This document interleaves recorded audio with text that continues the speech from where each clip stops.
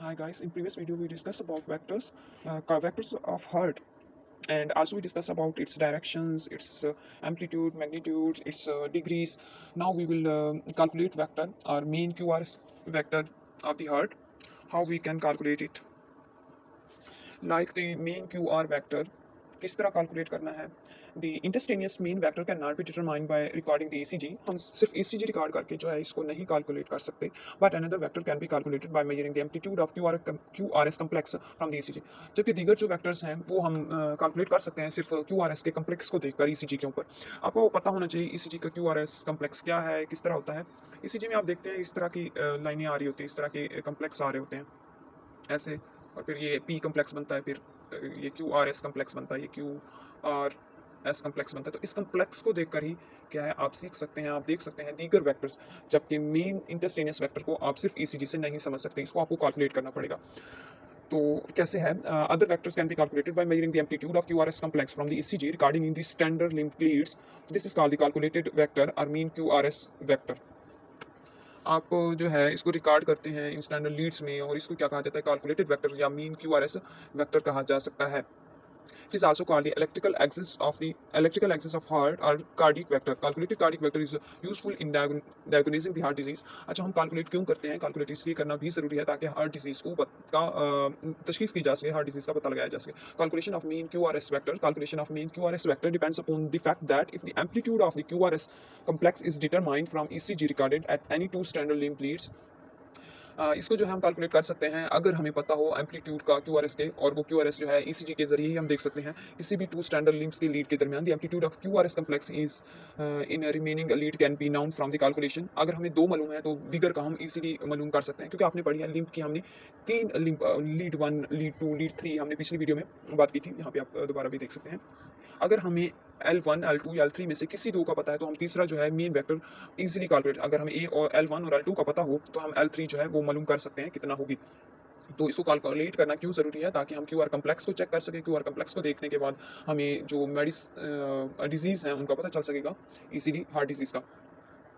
अच्छा, the QR complex regarded at any two standard leads, अगर हमें मालूम है तो दीगर हम remaining lead can be known from the calculation. Amplitude is measured in millimetre, और इसका एम्पलीट्यूड जो हम मेजर करते हैं मिलीमीटर में करते हैं। For determining the amplitude of the QRS complex, first the height of R wave is measured. सबसे पहले हम क्या करते हैं? हाइट मालूम करते हैं आर वेव की। From this value the height of the negative Q wave and R S wave whichever is more is detected. Calculation is based on Einthoven triangle. Einthoven triangle क्या है? एमेंथोन जो थे ECG के बानी हैं, उनने triangle जो बनाया है, ये ट्राइंगल तीन वेक्टर्स का, तो उनके थ्रू क्या है हम इजीली मालूम कर सकते हैं अगर हमें क्यू आर कम्प्लेक्स की किसी भी दो लीड्स का पता हो। जैसे कि यहाँ पे अगर हमें हाइट ऑफ आर वेव पता है, ठीक है, आर वेव की हाइट का हमें पता है, ये तो पी वेव हो गई, उसके बाद ये Q P Q R wave की हाइट, इसकी हाइट का हमें पता है तो हम इजीली मालूम कर सकते हैं। आगे जब ऐसे ही यहाँ पे हमें मालूम कर सकते हैं कि भाई जो एस वेव है, यहाँ पे क्या होगी? S wave, Q R S wave.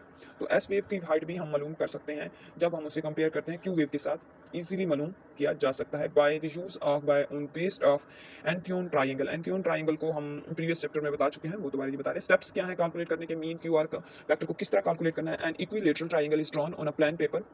बराबर जो है ट्राइंगल बनाना है एक प्लान पेपर पर। This triangle represent the Einthoven triangle, each side of this triangle represent one standard limb lead. हर जो एंगल है वो क्या है? एक लिंब लीड को प्रेजेंट करता है। From the mid point of each side a perpendicular line is drawn towards the centre. Meeting point of the perpendicular lines represent the centre of electrical activity in the heart. ठीक है, पहले जो है हमने हर एक जो है ट्राइंगल बनाया और उसके मिड से जो है हमने लाइनें ली, और ये जो सेंटर है ये क्या बताता है कि यहाँ से इलेक्ट्रिकल सिग्नल जो है हार्ट के प्रोड्यूस हो रहे हैं। परपेंडिकुलर लाइन इस तरह की जो भी लाइन हो उसकी अगर 90 के एंगल पर कोई लाइन ली जाती है तो उसे क्या कहा जाता है? Perpendicular line. तो परपेंडिकुलर लाइन लेनी है और सेंटर पे जहाँ पे वो मिलेंगे तो उस सेंटर को हम क्या कहेंगे? Centre of the heart from which the electrical signal are being produce. On each side of the triangle the amplitude of the QRS complex is plotted from the midpoint towards the positive point of the lead. For example, the amplitude of QRS complex in lead 1 is 5 millimeter and in lead two it is 16 millimetre. यानी each side के triangle से क्या करना है? Amplitude हमने लेना है QRS complex का, प्लॉट करना है from the mid towards the positive point of the lead. हमने क्या करना है? मिड पॉइंट से लेना है पॉजिटिव पॉइंट की तरफ। जैसे कि हम लीड वन का ले रहे हैं, ठीक है, मिड पॉइंट से हमने लिया, ठीक है, फिर पॉजिटिव पॉइंट की तरफ।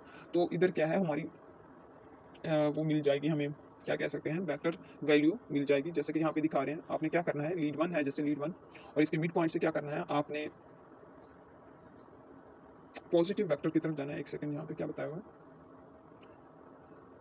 On each side of triangle, the amplitude of QRS complex is plotted from the midpoint toward the positive point of the lead. Positive point of the lead की तरफ जाना. For example, the amplitude of the QRS complex lead 1 is 10 millimeter, and lead 2 is 16 millimeter.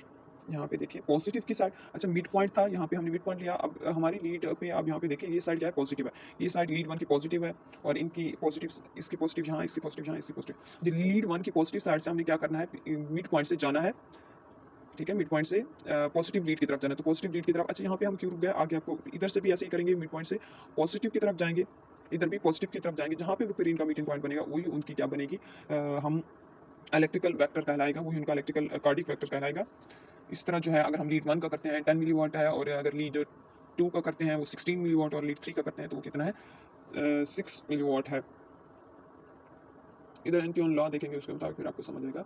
In the triangle upper side represent the lead 1, and in this lead the left is positive, so 10 millimetre line is drawn of the upper side from the midpoint towards the left positive. ठीक है, ये 10 millimetre के लिए, और यहाँ हमने वो कर दिया. This 10 millimetre distance along the axis of the lead 1 is called the projected vector. इसे हम क्या कहते हैं, प्रोजेक्टेड वेक्टर कहते हैं.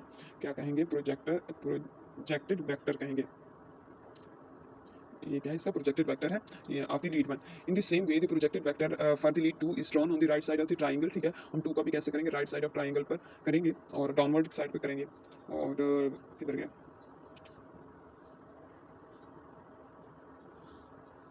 in the same way, the projected vector for lead 2 is drawn to the right side of the triangle.